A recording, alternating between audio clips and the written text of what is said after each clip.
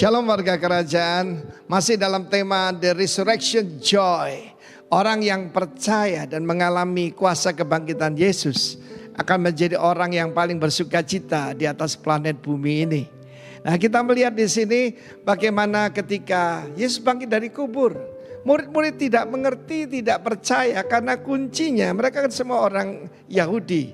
Orang Yahudi sengaja skip Yesaya 53 dan mereka lupa rencana Allah bahwa Mesias harus menderita untuk masuk kemuliaannya.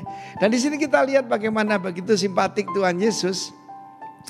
Dia menyapa Maria yang sedang menangis. Dan saya berbicara khusus buat mereka saudara yang kehilangan your loved ones selama 1 tahun ini. Mungkin karena corona atau apapun. Dan kau sedang menangis sebab kamu kira bahwa tidak ada kebangkitan dari antara orang mati. Kita berduka cita tidak seperti orang yang tidak punya pengharapan. Dan pengharapan kita kalau Kristus dibangkitkan sebagai buah sulung, mereka yang percaya pada dia juga akan dibangkitkan bersama-sama dengan dia. Dan Maria sedang menangis dan dia melihat ke kubur. Saudara salah melihat, Yesus tidak ada di kubur.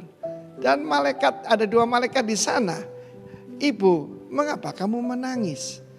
Hari ini Tuhan juga tanya, mengapa engkau menangis? Dan pada saat itu Yesus bertanya dari belakang, Ibu, mengapa kamu menangis? Siapa yang kamu cari? Jangan cari Yesus yang hidup di antara orang mati, oke? Dan kita melihat kemudian malah dituduh. Kalau Tuhan mengambilnya, ya dikira pencuri saudara.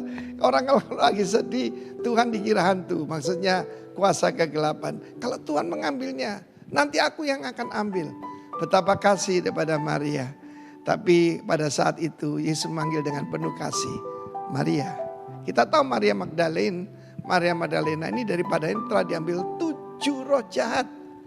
Tetapi saudaraku bayangkan hidupnya begitu menderita, orang salah mengerti. Ya, dikatakan dia itu pelakor, dikatakan dia itu bejat dan sebagainya. Tapi ada satu yang memanggil dia dengan penuh hormat dan kasih. Ya, bahkan sangat personal, bukan lagi ibu, tetapi dia panggil Maria. Dan segera dia mengenali, he's the only one yang panggil dia dengan sebutan seperti itu. Dia segera berkata, Rabuni. Salah lagi, mestinya my God, my Lord, ya. Adoni, tapi dia panggil Rabuni, my teacher. Dan kemudian bagaimana dia menjadi penginjil pertama yang pergi dengan penuh sukacita bahwa dia sudah bangkit. Seluruh hidup saya berubah 41 tahun yang lalu ketika saya mengalami kuasa kebangkitan Kristus. Sampai dengan hari ini sukacita tidak berkurang, bahkan terus bertambah. Yang kedua, Yesus juga menghilangkan masalah ketakutan. Di dunia ini banyak orang itu bukan cuma porno tapi paranoid. Ya, ketakutan dalam segala hal. Dan itu murid-murid, ada 10 orang di dalam ruangan itu. Yesus menampakkan diri, ya, dan mewahyukan bahwa dia hidup. Dan satu lagi saudaraku, bagaimana dia pada saat itu mengembuskan Roh Kudus kepada mereka juga. Ya, kita bisa lihat itu juga dalam Injil Lukas pasal 24. Tetapi bagaimana menghilangkan ketidakpercayaan? Ada Thomas yang berkata, kalau aku tidak mencucukkan jariku, ini kurang ajar tuh saudaraku, ke dalam bekas lukanya, sekali-kali aku tidak akan percaya. Hari yang ke-8, begitu rendah hati Kristus, dia nampakkan diri pada Mr. Bimbang ini, ya. Dan saudaraku, apa yang terjadi? Dia menyembah, my Lord and my God. Yesus berkata, berbagai mereka yang percaya sekalipun tidak melihat. Mungkin saat-saat ini engkau tidak melihat manifestasi kuasa Tuhan. Tetapi percaya, faith is a force, adalah suatu kuasa. Kiranya warga kerajaan, Roh Kudus lakukan hal-hal semacam ini dengan kuasa kebangkitan dari Yesus yang sedang bersedih dihiburkan. Yang bimbang, yang ketakutan, segala kabut diangkat, kabut kesedihan menjadi percaya. God bless you warga kerajaan. Amin. Shalom. Baik yang onsite di tempat ini maupun yang online di rumah masing-masing. Ya, kiranya damai sejahtera kasih sukacita Allah senantiasa ada di dalam kehidupan kita. Amin. Saat pagi hari ini kita tetap pada tema yang sudah diberikan dari pusat, yaitu guide. Guide artinya menuntun. Saya akan beri judul renungan pada saat pagi hari ini adalah Guide Me Lord. Kita akan membaca di dalam Mazmur 25 ayat 4 dan ayat 5. Firman Tuhan berkata, "Beritahukanlah jalan-jalanmu kepadaku ya Tuhan, tunjukkanlah itu kepadaku. Bawalah aku berjalan dalam kebenaran-Mu, dan ajarlah aku, sebab Engkaulah Allah yang menyelamatkan aku. Engkau ku nantikan sepanjang hari." Warga kerajaan, Calvin Miller adalah seorang gembala, seorang pastor, seorang pendeta. Dia juga seorang profesor, juga seorang storyteller, seseorang yang ahli di dalam membawakan cerita-cerita. Dan beliau membedakan ada dua macam cerita berdasarkan cara menangkap. Ya, next. Yang pertama itu adalah cerita hiburan. Bahasa Inggrisnya adalah amusement. Dari bahasa Latinnya muse artinya berpikir, dan awalan A itu artinya apa? Tanpa atau tidak. Jadi cerita-cerita yang kita dengar itu tanpa harus berpikir. Itu yang pertama. Tetapi yang kedua, dia mengatakan ada cerita gestalt. Dan dia mendefinisikan gestalt itu seperti, cerita gestalt itu seperti pisau operasi. Jadi pisau itu akan melukai, kemudian itu akan memotong, kemudian akan masuk ke dalam, mengambil penyakit itu, kemudian akan menyembuhkan. Gestalt, nah, itu berbicara tentang masuk ke dalam. Jadi cerita itu tidak hanya tanpa berpikir, tetapi kita masuk dalam cerita itu. Suatu saat,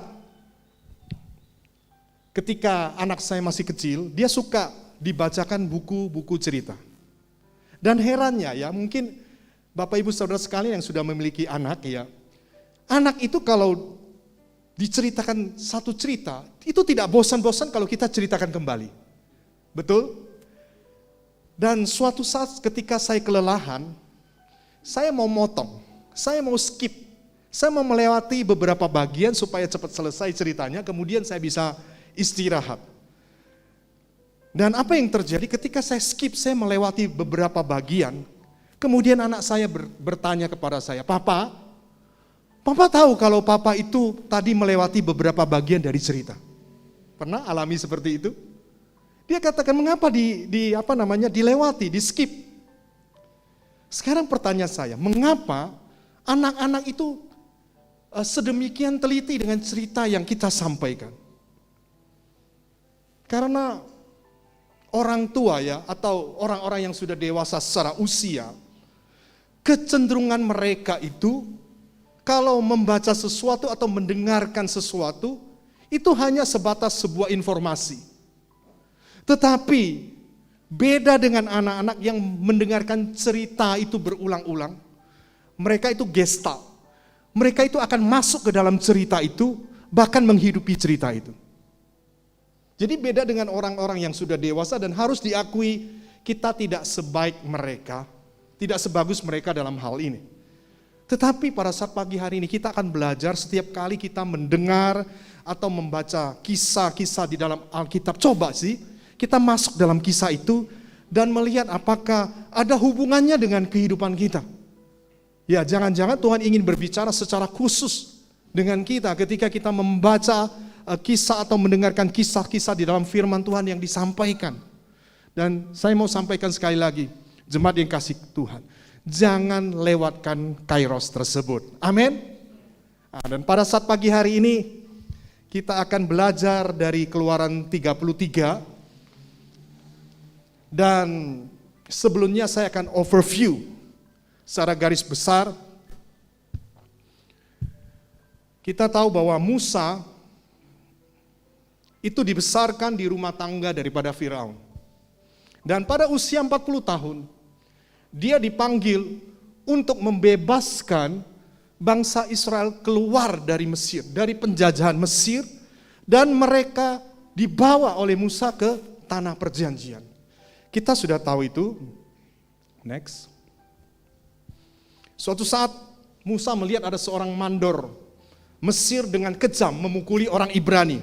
Seorang budak dipukulin, dan ketika dilihatnya tidak ada orang, apa yang dilakukannya? Dia membunuh orang Mesir itu. Dan keesokan harinya, next, ia menjumpai dua orang Ibrani yang sedang berkelahi. Musa bertanya kepada seorang yang memukul temannya, dan jawabnya, siapakah kamu yang mengangkat engkau menjadi pemimpin kami atau menjadi hakim atas kami? Apakah kamu mau membunuh aku juga seperti engkau membunuh orang Mesir kemarin? Dan apa yang terjadi? Musa menjadi takut. Berarti apa yang dikerjakannya kemarin? Dia membunuh orang Mesir, sudah ketahuan. Dan next, betul, Firaun berusaha untuk membunuh Musa. Dan apa yang terjadi? Musa kemudian lari ke tanah Midian, dan pada akhirnya, next, dia duduk di tepi sumur.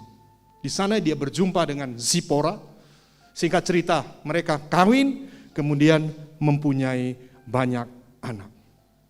Next.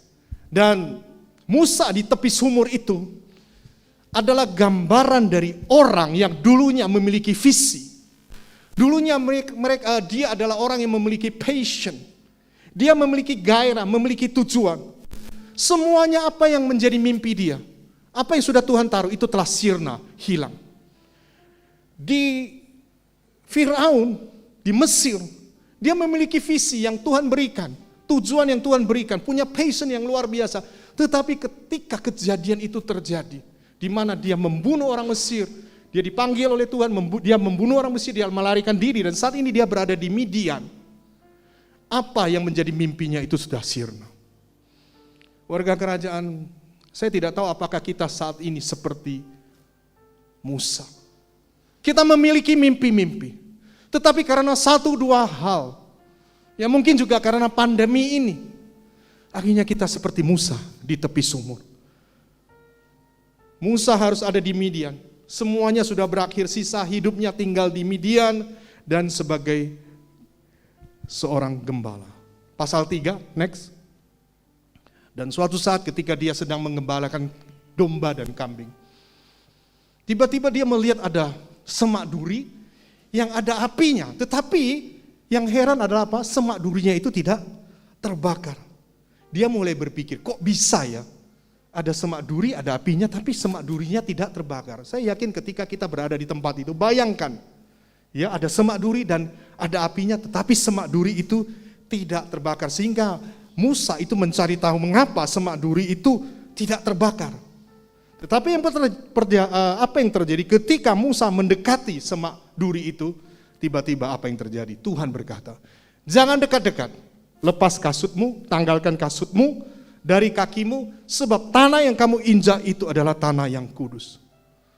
Kemudian Tuhan berkata, aku memperhatikan kesengsaraan umatku, dan aku akan melepaskan mereka keluar dari Mesir dan menuju suatu negeri yang berlimpah-limpah susu dan madunya. Dan sekarang ini aku mengutus engkau kepada Firaun untuk membawa umatku keluar dari Mesir. Kita perhatikan dari pertama, sementara Musa yang sudah kehilangan visi, kehilangan passion, kehilangan gairah, kehilangan tujuan, berjumpa dengan Allah dalam semak duri yang ada apinya, di mana semaknya tidak terbakar. Saya mau bertanya, apa maksud atau gambaran dari semak duri yang ada apinya tetapi tidak terbakar? Coba next, perhatikan baik-baik. Semak duri itu tidak terbakar bukan karena semak duri tersebut luar biasa. Perhatikan. Tetapi api yang ada di semak duri itu tidak membutuhkan semak duri itu sebagai bahan bakar. Bisa menangkap apa yang saya sampaikan? Jadi bukan hebatnya semak duri itu sehingga dia tidak terbakar, tetapi api itu tidak membutuhkan semak duri itu sebagai fuel atau bahan bakar. supaya bisa tetap menyala. Apa maksud daripada Tuhan menyampaikan hal itu, memperlihatkan hal itu kepada Musa? Tuhan punya maksud. Kalau Tuhan buat kita berhasil, kita mampu, itu bukan karena hebatnya kita. Amin. Bukan. Tetapi semua yang terjadi di dalam kehidupan kita, kalau kita diangkat, itu anugerah Tuhan. Semua itu kemurahan Tuhan dan karya Tuhan di dalam kehidupan kita. Semua karena belas kasihan daripada Tuhan. Sekali lagi, mungkin kita saat ini bisa terpuruk seperti Musa. Saya mau sampaikan, sebenarnya kita adalah semak duri. Dan apinya itu adalah Tuhan. Dia sanggup mengangkat kita, tetapi semua kemuliaan hanya bagi Dia. Amin. Kita akan membaca di dalam Keluaran 33 ayat 1 hingga ayat yang ketiga. Ya. Kita akan mulai membahas, tadi itu overview. Yang ayat pertama disebutkan, berfirmanlah Tuhan kepada Musa, pergilah berjalanlah dari sini engkau dan bangsa itu yang telah kau pimpin keluar dari tanah Mesir, ke negeri yang telah kau janjikan dengan sumpah kepada Abraham, Ishak dan Yakub. Demikian kepada keturunan mula akan kuberikan negeri ini. Next. Aku akan mengutus seorang malaikat berjalan di depanmu, dan akan menghalau orang Kanaan, orang Amori, orang Het, orang Feris, orang Hewi, dan orang Yebus, yakni ke suatu negeri yang berlimpah-limpah susu dan madu. Warga kerajaan, coba kita renungkan, kita pikirkan sebentar. Apakah kata-kata yang disampaikan oleh Tuhan itu adalah kata-kata yang menyusahkan? Ya atau bukan? Aku akan mengutus seorang malaikat berjalan di depanmu dan menghalau mereka, musuh-musuhmu, orang Kanaan, orang Amori, orang Het, dan bla bla bla bla. Dan engkau akan memiliki suatu negeri di mana berlimpah madu dan susunya. Kira-kira ini datang kepada kita. Tuhan akan datang dan kemudian Dia berkata, aku akan membuat usahamu menjadi usaha yang berhasil. Kompetitor-kompetitormu yang menyaingimu, mereka semua akan kalah saingan, bahkan mereka akan gulung tikar. Dan usahamu akan terus maju dan engkau akan diberkati secara melimpah-melimpah. Kira-kira bagaimana kita? Apakah kita menjadi seorang yang susah mendengarkan apa yang dijanjikan Tuhan? Tidak toh? Atau Tuhan datang ke gereja ini, Sugiarto dan Andreas, gereja ini akan kubuat menjadi gereja yang sangat besar, jemaatnya mencapai ribuan, kalian akan memiliki gereja yang mewah dan ada di tengah kota dengan fasilitas-fasilitas yang luar biasa, dan gereja-gereja yang lain tidak akan sanggup menyaingi dalam hal jumlah persembahan apalagi perpuluhan. Apakah itu akan membuat saya susah? Tidak. Tetapi kita akan next. Ya, perhatikan. Sebab aku tidak akan berjalan di tengah-tengahmu, karena engkau ini bangsa yang tegar tengkuk, supaya aku jangan membinasakan engkau di jalan. Mereka itu susah, sebab kenapa? Aku akan mengutus seorang malaikat. Jadi yang diutus cuma malaikat, tetapi aku, Allah, tidak berjalan di tengah-tengahmu. Perhatikan, Tuhan bisa membuat seseorang berhasil. Apa yang kita kerjakan? Kita melihat banyak orang berhasil. Tetapi ingat, bangsa Israel mereka susah. Mereka bisa mengalahkan musuh, bisa masuk tanah perjanjian. Mereka susah sebab aku tidak akan berjalan di tengah-tengahmu, karena engkau ini bangsa yang tegar tengkuk, supaya aku jangan membinasakan engkau di jalan. Adalah sangat berbahaya kalau kita menjadi orang yang berhasil, oleh orang yang sukses. Apa yang kita lakukan menjadi berlipat ganda dan berlimpah-limpah tanpa penyertaan daripada Tuhan. Kita bisalah berusaha dengan kekuatan kita sendiri. Saya melihat begitu banyak orang-orang yang di luar. Mereka orang-orang yang dalam tanda petik berhasil. Mereka dalam tanda petik orang-orang yang kaya. Tetapi sebenarnya mereka adalah orang-orang yang tidak disertai Tuhan. Saat pagi hari ini, jemaat yang dikasih Tuhan, mari kita mulai berpikir. Kita masuk di dalam cerita yang kita bahas pada saat pagi hari ini. Next. George MacDonald, dia berkata begini, In whatever man does without God, he must fail miserably or succeed more miserably. Artinya apa? Apapun yang dilakukan manusia tanpa Tuhan, tanpa penyertaan Tuhan, dia pasti gagal total. Atau sukses itu lebih menyedihkan lagi daripada gagal total. Karena kenapa? Ketika kita gagal, kita bisa saja mempunyai kesempatan untuk berpaling dan mencari dan mengenal Tuhan. Tetapi orang berhasil itu belum tentu. Sebab kenapa? Orang berhasil itu biasanya lupa sama Tuhan. Makanya Tuhan Yesus berkata, sukar bagi orang kaya itu masuk dalam kerajaan Allah. Saat pagi hari ini, Bapak Ibu Saudara sekalian yang dikasihi Tuhan, warga kerajaan dikasihi Tuhan, dalam bukunya, next, Emotionally Healthy Leader, penulisnya Peter Scazzero, dia berkata seperti ini. Dia menulis bahwa ada seorang pendeta, ada seorang gembala yang diberkati di dalam tanda petik. Dia memiliki kekayaan yang cukup besar, bernama Larry, usianya 41 tahun. Dia sudah menikah selama 20 tahun dan punya 4 anak. Dan ketika dia membangun gereja ini, komunitas itu, usianya masih usia 18 tahun. Dimulai dari sebuah kelompok sel dan menuju satu jemaat yang cukup besar, yaitu 4.000 jemaat. Dia seorang gembala yang disukai, ya karena pintar merangkul jemaatnya. Stafnya ada 35 orang dan semuanya sangat mengasihi dia. Dan dalam 3 tahun terakhir jumlah jemaatnya itu bertambah hingga 7.000 sampai dengan 8.000 jemaat totalnya. Dan khotbahnya isinya tentang apa? Semuanya khotbah berseri tentang pernikahan dan keluarga. Apa yang terjadi? Ternyata dia dalam waktu-waktu sebelum dia jatuh, dia terlibat perselingkuhan. Dan juga akhirnya diketahui karena perselingkuhan itu, dia memiliki hutang yang besar, yang sangat banyak. Dan akhirnya dia betul-betul sangat terpuruk. Sangat mengerikan seketika seseorang itu berhasil tanpa penyertaan daripada Tuhan. Amin. Sekali lagi saya mau sampaikan, ayo Tuhan mau membuat kita semua kita berhasil. Tetapi kita berhasil karena penyertaan daripada Tuhan. Bukan kekuatan daripada kita sendiri. Ya, kita akan masuk dalam Keluaran 33 ayat 12 ayat 13. Next. Kita masuk ke topik yang itu tadi overview-nya.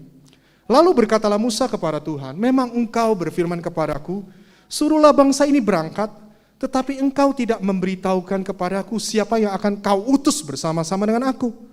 Namun demikian engkau berfirman, aku mengenal namamu dan juga engkau mendapat kasih karunia di hadapanku. Oke. Jadi yang pertama, next. Maka sekarang jika kiranya mendapat kasih karunia di hadapanmu, beritahukanlah kiranya jalanmu kepadaku, sebab aku mengenal engkau, supaya aku tetap mendapat kasih karunia di hadapanmu.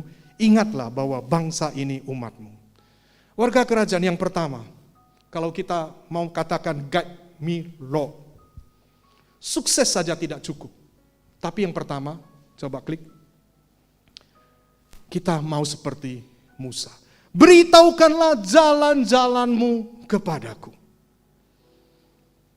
Dan Musa tidak berkata, beritahukanlah jalan-jalanmu kepadaku, supaya aku dapat mengerjakan apa yang menjadi kehendakmu. Musa tidak berkata, beritahukanlah jalan-jalanmu kepadaku, supaya aku dapat melayanimu. Tidak. Coba next. Apa yang Musa katakan? Beritahukanlah kiranya jalanmu kepadaku, sehingga apa? Aku mengenal kamu. Pertanyaan, jujur saja. Apa sih tujuan pelayanan di gereja ini? Apa tujuan yang utama? Saya sering dikata-katai oleh orang, tetapi saya tetap pegang firman Tuhan. Saya katakan gereja ini memang membutuhkan program, tetapi tujuan utamanya itu bukan program. Tujuan utamanya itu bukan acara.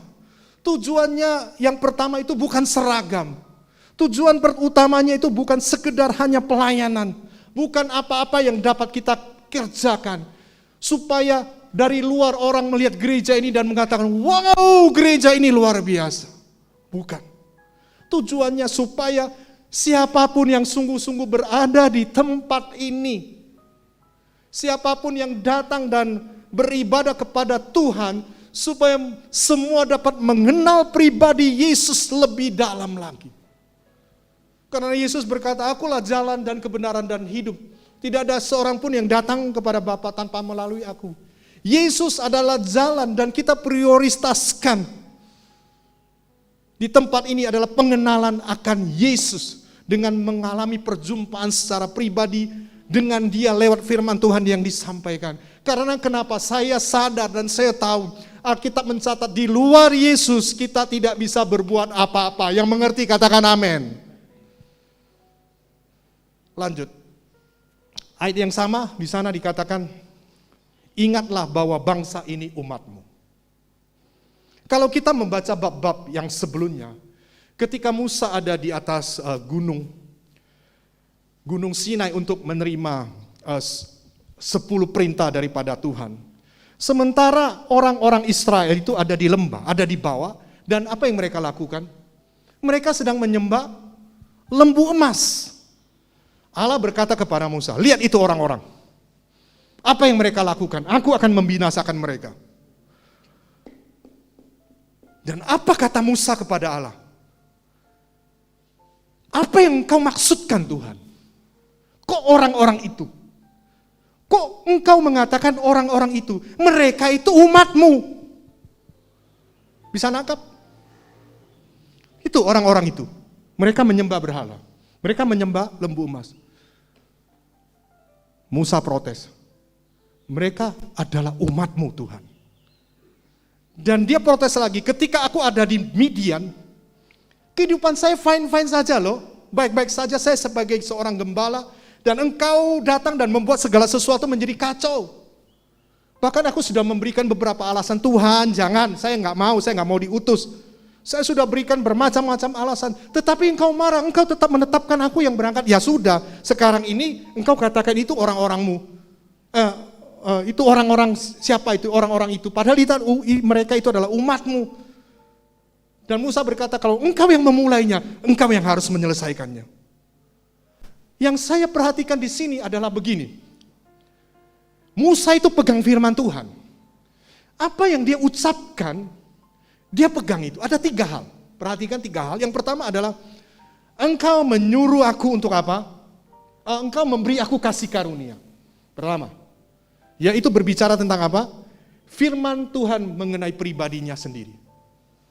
Yang kedua, itu Allah pernah berkata di sini saya catat, aku memperhatikan kesengsaraan umatku. Berarti itu berbicara tentang firman yang datang untuk atau mengenai orang-orang yang dipimpinnya. Pertama tentang siapa? Tentang dia. Yang kedua tentang orang-orang yang dipimpinnya atau orang yang di sekitarnya termasuk keluarga. Dan yang ketiga, engkau menyuruh aku memimpin orang-orang ini.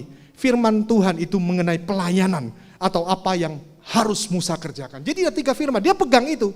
Sehingga ketika Allah berbicara, dia tetap pegang firman Tuhan. Tuhan, bukankah engkau pernah berkata seperti ini? Yang pertama apa? Saya berharap ya sekali lagi, apa yang sudah dilakukan oleh Musa setiap kali kita berdoa atau membaca firman Tuhan, setiap hari kita bertanya, Tuhan, apakah engkau memiliki firman untukku mengenai aku dan engkau atau engkau dan aku? Tanya Tuhan. Kemudian yang kedua, Tuhan, apakah engkau memiliki firman Tuhan untukku dan bagi orang-orang yang ada di sekitar saya, di tempat kerja, orang-orang yang aku pimpin, bahkan di dalam rumah tangga saya. Yang ketiga, Tuhan, apa engkau memiliki firman untukku mengenai pekerjaan, mengenai pelayanan, atau apa saja yang aku lakukan. Itu si Musa pegang firman Tuhan itu. Dan saya mau setiap daripada kita mau belajar dari siapa? Musa. Untuk pegang firman Tuhan dan setiap hari kita berkata kepada Tuhan, Tuhan, apa sih urusannya saya dengan Tuhan itu apa saja? Dengan orang yang ada di sekitar saya itu apa saja? Dan pekerjaan pelayanan saya apa saja Tuhan? Pegang, kita mau seperti Musa. Kita lanjut dengan ayat yang ke-14. Lalu ia berfirman, aku sendiri hendak membimbing engkau dan memberi ketentraman kepadamu. Bahasa Inggrisnya, next. My presence will go with you and I will give you rest. Artinya apa? Hadiratmu akan pergi bersamamu dan aku akan memberikan ketentraman. Rasa istirahat di dalam arti damai sejahtera kepadamu. Next. Berkatalah Musa kepadanya, jika engkau sendiri tidak membimbing kami, Tuhan berkata apa? Aku akan memberikan apa? Hadiratmu kepadamu. Tetapi jawab Musa apa? Jika engkau sendiri tidak membimbing kami, janganlah suruh kami berangkat dari sini. Bahasa Inggrisnya. Tadi kan you toh. Sekarang if your presence does not go with us, do not bring us up from here. Jadi Musa itu tidak mau, dia apa istilahnya hadirat Tuhan atas dia saja, dia nggak mau, dia mau juga umatmu ya Tuhan, hadiratmu harus ada. Lanjut ayat yang ke-16. Dari manakah gerangan akan diketahui bahwa aku telah mendapat kasih karunia di hadapanmu, yakni aku dengan umatmu ini. Dia tidak mau sendiri mendapatkan hadirat Tuhan, tetapi juga dengan umat Tuhan. Bukankah karena engkau berjalan bersama-sama dengan kami, sehingga aku dengan umatmu, dibedakan dari segala bangsa yang ada di muka bumi ini? Next. Akhirnya Tuhan berkata, juga hal yang telah kau katakan itu akan kulakukan. Oke, kalau begitu sudah, saya akan menyertai bukan cuma kamu tetapi seluruh bangsa Israel itu. Karena engkau telah mendapat kasih karunia di hadapanku dan aku mengenal engkau. Jadi yang kedua, next. Guide me, Lord. Sukses saja tidak cukup. Beritahukanlah jalanmu kepadaku. Dan yang kedua adalah, next. Hadiratmu menyertaiku. Hadiratmu menyertai kami semua. Musa sudah berdoa untuk the presence, hadirat atau penyertaan Allah. Tetapi dia tidak mau hadirat Tuhan hanya untuk dirinya sendiri, tetapi seluruh umat Allah. Tidak ada gunanya engkau memberi kami kemenangan di tanah Kanaan kepada kami semua tanpa hadiratmu. Oke, next. Saya akan bahas tentang background mengapa Musa tidak mau hadirat Allah itu cuma dia saja, tetapi seluruh umat Allah. Begini ceritanya. Di Kanaan kalau kita membaca di kitab Yosua, di sana itu ada 38 raja. Dan 2 minggu yang lalu saya sempat sampaikan ada satu kota namanya Sikem. Sikem itu nama kota juga nama orang yang sempat membawa Dina, melarikan Dina kemudian memperkosanya. Dan bapaknya, ayahnya yang bernama Hemor itu adalah seorang raja. Jadi kerajaannya kecil-kecil. Ya, ada 38 raja. Bisa bayangkan di atas tanah yang kecil itu ada begitu banyak kerajaan. Jadi raja-raja itu saling berperang. Mereka berperang dengan raja yang lain, tetapi bukan saja antar raja, karena mereka itu juga menyembah dewa-dewa. Peperangan itu juga adalah peperangan daripada dewa-dewa, anggapan mereka. Sehingga ketika mereka berperang dan menang, mereka akan berkata apa? Dewa kami hebat. Tetapi bagi mereka yang kalah, mereka akan katakan memang dewa lawan kami kali ini lebih hebat.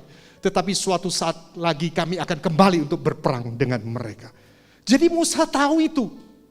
Kalau Allah tidak bersama dengan mereka dan hanya memberikan kemenangan sementara saja, akibatnya kalau misalnya musuh-musuh mereka itu berperang dengan Israel, apa yang terjadi kalau mereka menang? Oke, gak ada masalah. Tetapi mereka akan kembali lagi berperang melawan orang-orang Israel.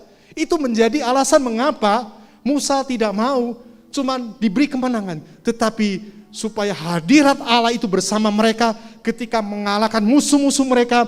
Musuh-musuh mereka akan tahu bahwa tidak ada Allah seperti Allah Israel di atas bumi ini yang menyertai orang-orang Israel.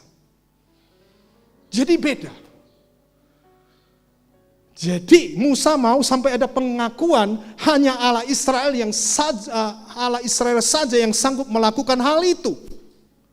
Sehingga mereka minta, jangan Tuhan, cuman hadiratnya ada pada saya tetapi seluruh umatmu. Sehingga ketika mereka mau memerangi kami atau kami berperang, mereka melihat penyertaan daripada Allah. Dan sekali saja berperang, mereka akan takluk kepada bangsa Israel. Dan mereka tidak pernah berani lagi mengusik bangsa Israel. Dan itu sudah terjadi. Ada contoh pengakuan dari lawan. Coba kita lihat. Ini tentang Nebukadnezar. Ketika dia menyuruh Sadrak, Mesak, dan Abednego untuk menyembah kepada patung itu. Kemudian mereka tidak mau menyembah. Dilemparkan ke dalam api yang sudah dipanasi 7 kali lipat. Dan ternyata mereka tidak terbakar. Bahkan mereka melihat yang tadinya 3 menjadi 4 pribadi. Kemudian mereka tidak terbakar keluar. Maka ada sebuah pengakuan dari Raja Nebukadnezar bahwa Allah Israel itu adalah Allah yang luar biasa. Disebutkan terpujilah Allahnya Sadrak, Mesak, dan Abednego. Ia telah mengutus malaikatnya dan melepaskan hamba-hambanya yang telah menaruh percaya kepadanya dan melanggar titah raja, dan yang menyerahkan tubuh mereka karena mereka tidak mau memuja dan menyembah Allah manapun kecuali Allah mereka. Lanjut ayat 69. Sebab itu aku mengeluarkan perintah bahwa setiap orang dari bangsa, suku bangsa, dan bahasa manapun yang mengucapkan penghinaan terhadap Allah Sadrak, Mesak, dan Abednego akan dipenggal-penggal dan rumahnya akan dirobohkan menjadi timbunan puing, karena tidak ada Allah lain yang dapat melepaskan secara demikian. Ini penyertaan daripada Allah. Itu adalah hadirat Allah sehingga membuat musuh kita, orang-orang yang membenci kita, yang tidak suka kepada kita, mereka melihat hadirat Allah dan mereka katakan, betul, orang itu disertai oleh Tuhan. Amin. Itu adalah hadirat Tuhan yang sanggup untuk membungkam semua musuh-musuh kita. Next. Sekarang saya mau bertanya kepada warga kerajaan yang saat ini onsite maupun online. Apa signifikansi hadirat Allah di dalam kehidupan kita? Apa pentingnya hadirat Allah di dalam kehidupan kita sebagai orang percaya? Sebelum menjawab pertanyaan tersebut, saya mau bertanya. Apa sih neraka menurut firman Tuhan? Apa itu neraka? Ya, kembali ke firman Tuhan kita next.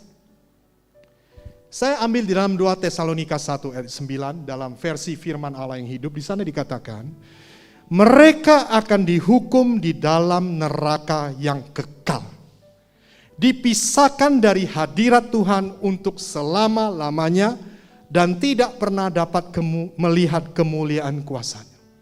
Dari sini kita bisa melihat bahwa neraka itu adalah satu keadaan di mana seseorang itu dipisahkan dari hadirat Tuhan sampai selama-lamanya. Jadi apa signifikansi daripada hadirat Tuhan? Hadirat Tuhan, ketika kita hidup tanpa hadirat Tuhan, berarti hidup kita seperti neraka. Yang mengerti katakan amin. Kita tahu bahwa terpisah dari Allah, Allah itu adalah terang. Allah itu adalah kasih. Allah itu adalah sumber sukacita dan damai sejahtera. Dan Allah itu adalah kemenangan kita. Berarti kalau kita hidup tanpa hadirat Tuhan, kita hidup tanpa terang, kita hidup tanpa kasih, kita hidup tanpa sukacita dan damai sejahtera ilahi, dan di dalam kehidupan kita tidak ada kemenangan. Amin.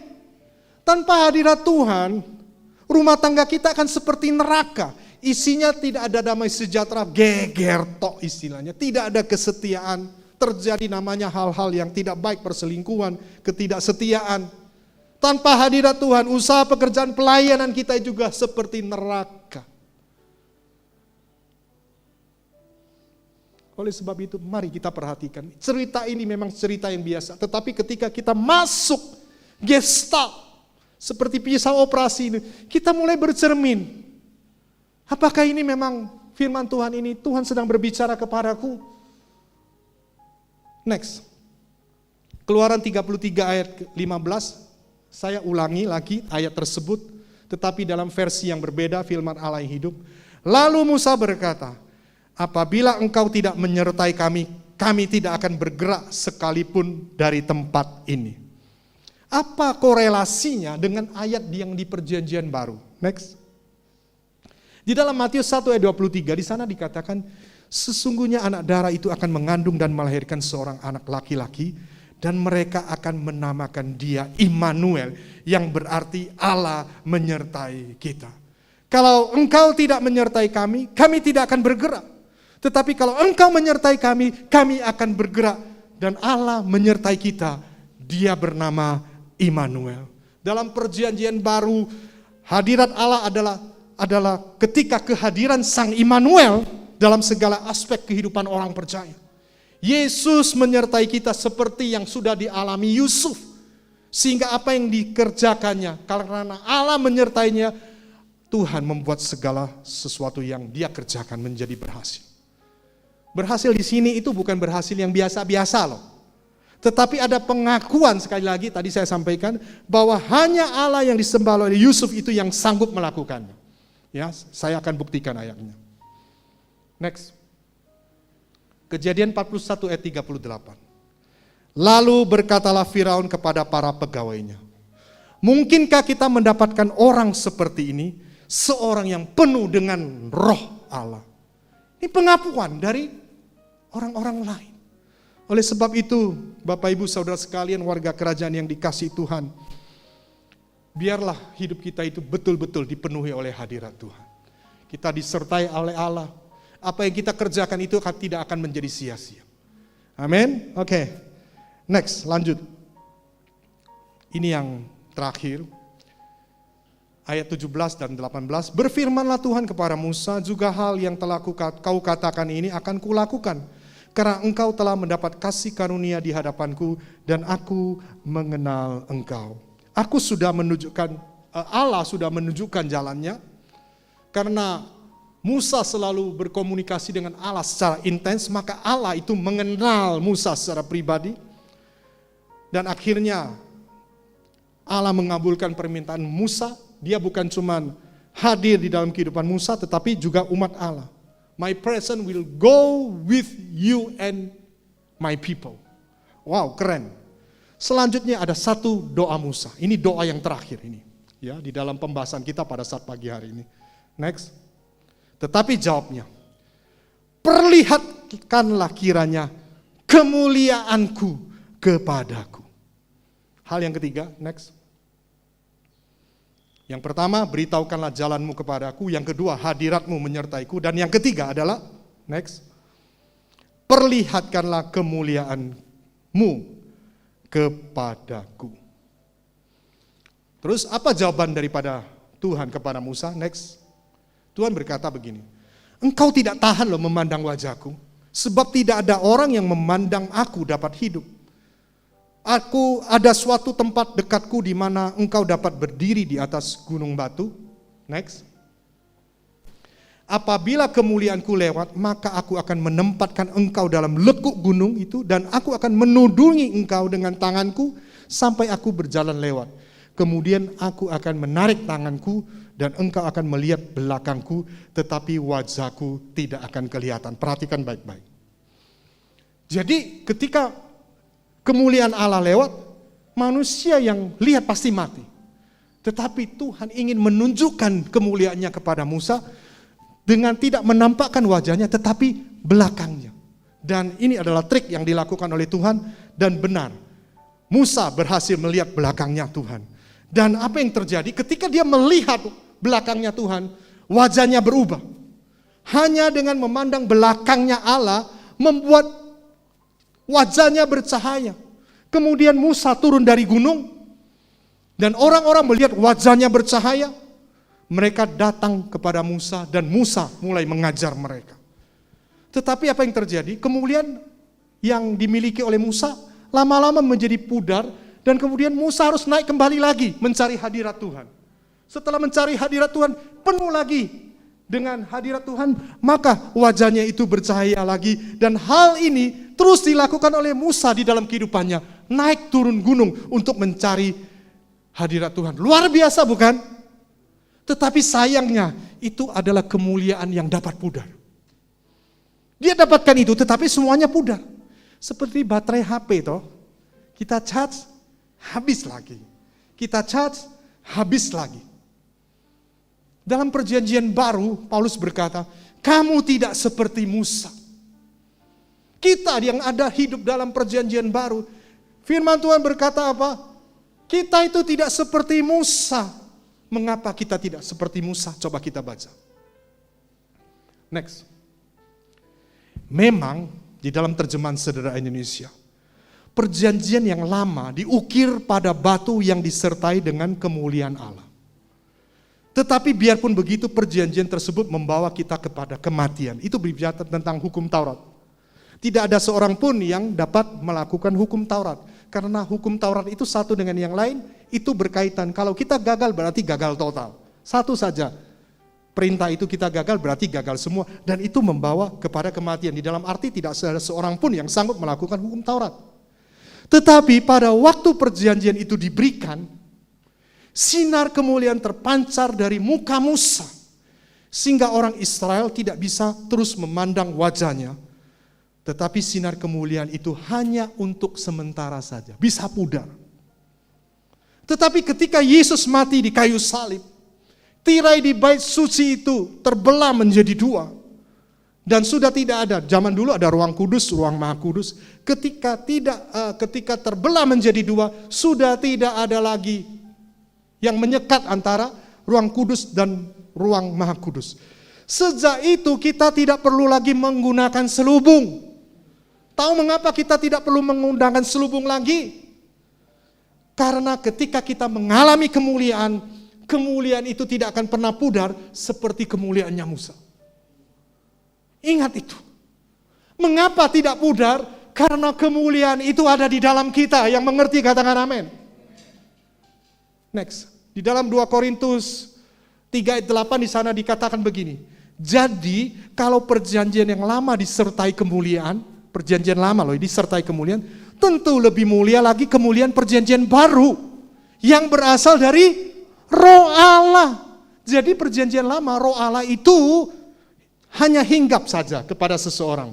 Ya, dan bisa pergi sewaktu-waktu. Contohnya, hinggap pada Samson dan Saul, dia hinggap sebentar, kemudian dia pergi lagi. Tetapi di dalam perjanjian baru, tubuh kita adalah bait Roh Allah, bait Roh Kudus yang tinggal di dalam kita. Amin. Roh Allah adalah indwelling spirit, Roh Kudus yang tinggal di dalam kita. Itu adalah kemuliaan Allah di dalam hidup kita. Kita tahu Roh Kudus itu Roh penolong, Roh penghibur, Roh kebenaran, Roh kekuatan, Roh hikmat. Apalagi menginsafkan dunia dari dosa. Dia adalah materai dari surga, memeteraikan kita semua menjelang hari penyelamatan. Tetapi ingat di dalam 1 Petrus 4 ayat 14, next, perhatikan baik-baik. Berbahagialah kamu jika kamu dinista karena nama Kristus, karena roh kemuliaan, yaitu Roh Allah ada padamu. Jadi roh kemuliaan ada di dalam kehidupan kita. Kemuliaan kita tidak akan pudar. Sebab kenapa? Kemuliaan Allah ada di dalam kita. Dulu kalau kita mau mencari kemuliaan Allah, kita harus berjumpa dengan Allah seperti Musa. Dan kemuliaan itu kan pudar. Sekarang ini saya mau sampaikan Bapak Ibu Saudara sekalian, warga kerajaan yang dikasihi Tuhan. Ketika saya melayani ada seorang yang kerasukan setan. Saya sudah datang sampai di depan rumahnya. Apa yang terjadi? Dia menyambut saya dan tiba-tiba dia teriak dan dia masuk. Dan saya tahu itu dia ada kuasa kegelapan, kemudian saya berdoa dalam nama Yesus, iblis engkau keluar. Setelah itu dia dilepaskan. Dan saya berkata, kenapa ibu tadi lihat saya, kok teriak-teriak penuh dengan ketakutan. Dia katakan, saya melihat wajahnya Pak Sugiarto, wajahnya itu penuh dengan cahaya, seperti marah dan matanya itu seperti bola api. Saya katakan saat ini wajah-wajah kita tidak kelihatan seperti itu. Di alam roh kita, wajah kita semua yang percaya sungguh-sungguh, yang ada Roh Kudusnya, wajah kita bercahaya, kemuliaan Allah ada di dalam kehidupan kita. Amin. Oleh sebab itu, kita jangan main-main dengan roh kemuliaan, Roh Allah, Roh Kudus. Ketika Musa menghargai kemuliaan Allah, termasuk orang-orang yang tegar tengkuk ya, saat itu yang dipimpinnya, ketika mereka melihat tiang awan itu turun, mereka bangun dan mulai sujud menyembah, masing-masing di pintu kemahnya. Bagaimana dengan kita? Apa kita menghargai roh kemuliaan, Roh Kudus yang tinggal di dalam kita? Ataukah kita sering di dalam kehidupan kita mendukakannya, Bahkan kita melihat ada orang-orang yang menghujatnya. Belajar dari pengajaran-pengajaran yang sudah disampaikan hamba-hamba Tuhan di tempat ini. Hosting the Holy Spirit, kita menjadi tuan rumah yang excellent bagi Roh Kudus, Roh kemuliaan yang ada di dalam kita.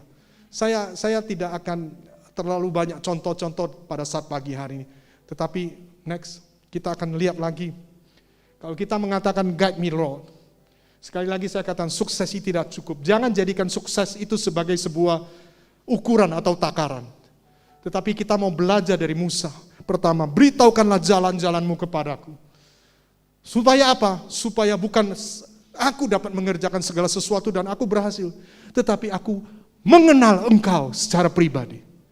Yang kedua, hadiratmu menyertaiku. Kita mau di dalam kehidupan kita, kita sudah tahu bahwa tanpa hadirat Tuhan, itu sama dengan keterpisahan dengan Allah, neraka. Tidak ada terang, tidak ada kasih, tidak ada damai sejahtera, tidak ada sukacita, dan tidak ada kemenangan di dalam kehidupan kita tanpa hadirat Allah yang menyertai kita. Dan yang terakhir, perlihatkan kemuliaanmu kepadaku. Zaman dahulu kita minta kemuliaan Allah supaya Tuhan show the glory, menyatakan kemuliaannya. Saat ini kemuliaannya ada di dalam kehidupan kita sebagai orang percaya. Amin. Oleh sebab itu, mari kita mau berikan kemuliaan itu kembali kepada Allah.